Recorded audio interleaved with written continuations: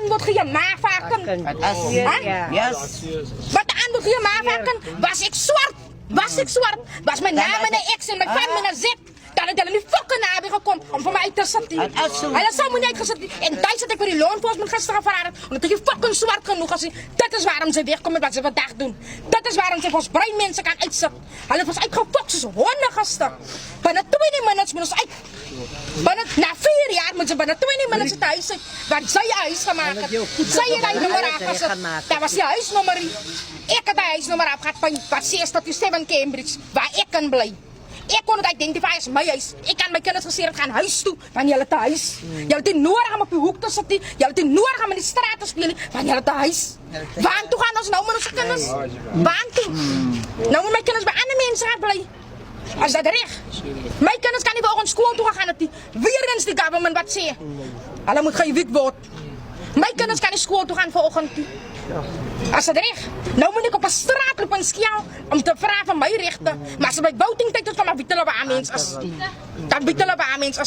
Hij kan nog zitten naar de offices wacht. Lekker gasten gaat zitten, maar dan hebben ze nog victory gekregen. Hij heeft nog victory gekregen. Die heeft zich heel nagebraaid en geparty. Want hij heeft victory gekregen over die breinmensen. Wanneer gaan ons breinmensen rechtkomen? Wanneer gaan ons breinmensen ook daar zitten? Baasbouw worden. Dat was onze grond geweest. Dat was mijn voorvaders grond. Hij heeft mijn voorvaders die kom krijgen. Die witman en mijn voorvaders kom krijgen. Nou weer eens winnen. Wanneer zit die breinman uit? Hij zit een fucking zwart man in mijn fucking huis. Om mijn huis te protecten. Maar dat is mijn fucking huis. Waar ik kan gebleven voor 4 jaar. Want het was je huis. Het was een fucking dop.